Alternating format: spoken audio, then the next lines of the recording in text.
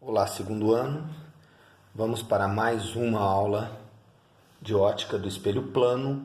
Na aula passada a gente começou a ver, nos vídeos passados a gente começou a ver o espelho plano e aí a gente viu a formação da imagem nos espelhos planos e como é essa imagem, as características dessa imagem. Então, a gente viu que a imagem é virtual, ela tem sempre a natureza contrária à natureza do objeto. Como a gente trabalha praticamente com objeto real, então a imagem será virtual, exceto nos casos que ele disser que a imagem será real. Mas, a princípio, para objetos reais, a imagem vai ser virtual.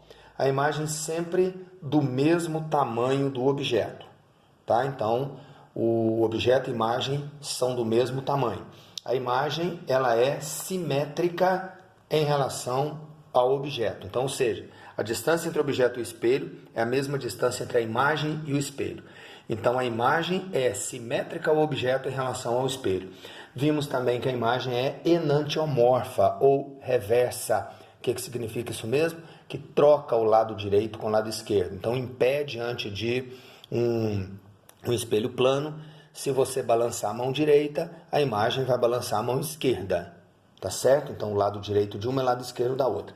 E também, gente, aqui faltou dizer, veja bem, esse é o desenho da aula passada. Aqui nós temos aquele esquema da última imagem. O que a gente coloca aqui? Que o segmento a linha, ele é paralelo ao segmento C'. Então, essa linha aqui, que é perpendicular ao espelho, e essa linha aqui, que também é perpendicular ao espelho, portanto, elas são paralelas. Como a distância entre duas retas paralelas não muda, eu posso concluir mais uma coisa aqui, dizendo o seguinte: a imagem é de mesmo tamanho, do objeto, ok? Então, aqui, fechando as características das imagens do espelho plano. Então, repetindo, a imagem do espelho plano ela vai ser sempre virtual, direita, do mesmo tamanho do objeto, simétrica em relação ao espelho e enantiomorfa, ok? Então, toda imagem de espelho plano, obrigatoriamente, vai ter estas 5 características. Tranquilos? Bom, gente, dando sequência, então, na nossa apostila, na página 89, então vamos lá agora, puxa para o cantinho aqui, eu estou com a mesma tecnologia de sempre aqui, tá? A página 89, o que nós temos? Jogo de espelhos. Eu gosto de colocar aqui, espelhos justapostos. Jogo de espelho ou espelhos conjugados, alguma coisa assim. Então, cada livro aí vai trazer de um jeito. Então, espelhos justapostos ou jogo de espelho. Então, o que nós temos, gente, num jogo de espelho? Veja bem, eu vou fazer um círculo aqui para me ajudar, tá? Então, eu vou pegar meu poderoso compasso aqui. Esse compasso não é da NASA, tá? Esse aqui é um compasso comum mesmo.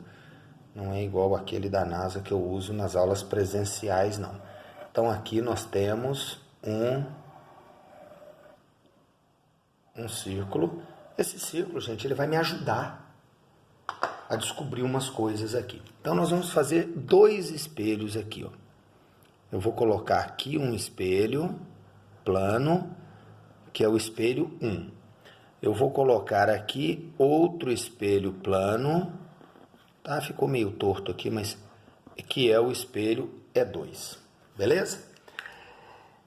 O que é o círculo, gente? Como eu coloquei a junção dos espelhos exatamente no centro do círculo, então toda a distância entre o centro e o círculo vai ser o raio. Então lembra da condição de simetria? Então pronto, não tem nada mais simétrico do que isso, né? Então por isso que eu escolhi fazer esse círculo aí. Então num ponto da circunferência aqui, eu vou colocar o objeto. Como eu tenho 2 espelhos, o que acontece? Inicialmente eu vou ter 2 imagens. Então, vai ser o seguinte, eu vou pegar minha régua aqui para ajudar, Eu vou fazer o que eu já devia ter feito aqui embaixo, eu não fiz. que é exatamente tentar fazer esse espelho aqui reto. Aí, então aqui, olha, aqui eu vou fazer aqui bem perpendicular aqui, ó, meio no olho mesmo, mas tá dando para ver aqui pela linha do 15 ali que é perpendicular. Então nós vamos fazer assim, eu vou jogar aqui uma linha de projeção, tá certo? Aqui a 90 graus, tá? Portanto, quando chegar nesse ponto aqui, ó, nós temos o que? A imagem formada pelo espelho 1, certo? E nós temos também, puxando outra linha aqui para baixo, essa régua está muito grande, então vou fazer na mão mesmo aqui. Puxando outra linha aqui para baixo, ó, na hora que a gente puxar outra linha para cá, aqui nesse ponto, fazer de preto para ficar igual, aqui nós vamos ter a imagem conjugada pelo espelho 2.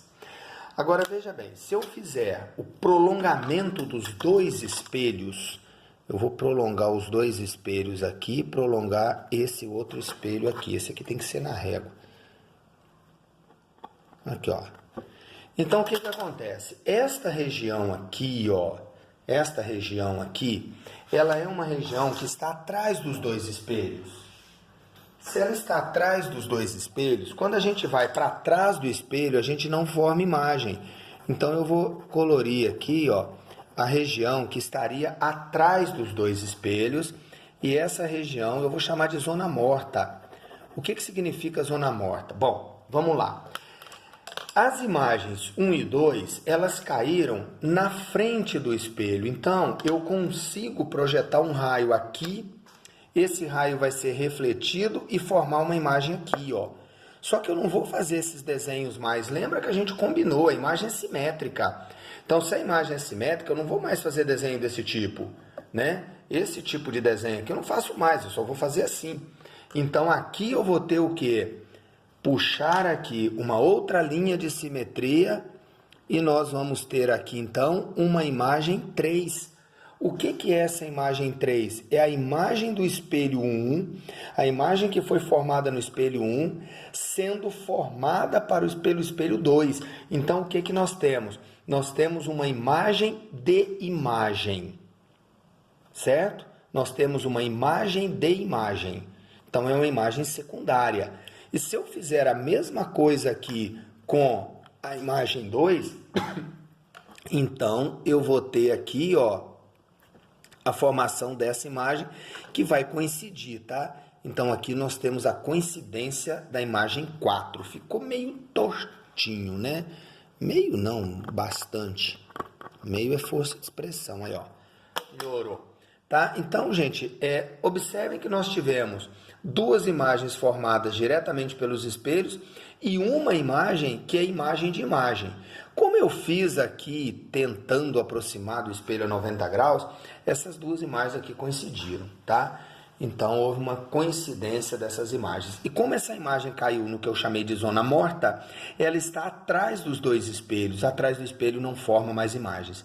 Então aqui nós tivemos os espelhos justapostos conjugando várias imagens.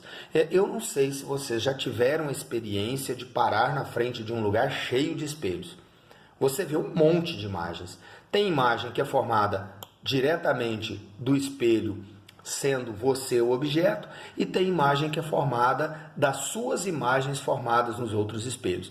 Então nós temos imagens primárias, que são as imagens diretas do próprio objeto, e nós temos imagens secundárias, que são imagem de imagem. Tá ok? Agora, quantas imagens nós podemos ter? Então existe uma fórmula que é o seguinte, aqui, ó, N é igual a 360 graus. Deixa eu só conferir que essa fórmula está na página 89.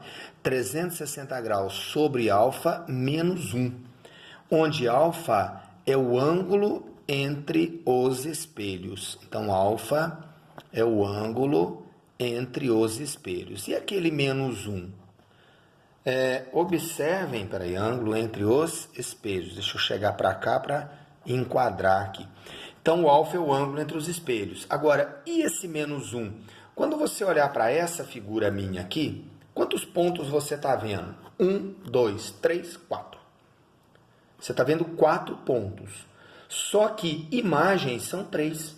1 é o próprio objeto. Então, eu estou tirando aqui o menos 1, que é exatamente o objeto. Então, 360 sobre alfa me dá o número de pontos formados. Só que um deles é o próprio objeto, portanto, eu tenho que subtraí-lo. Então, a formulinha seria essa aqui. Então, 360 sobre alfa menos 1.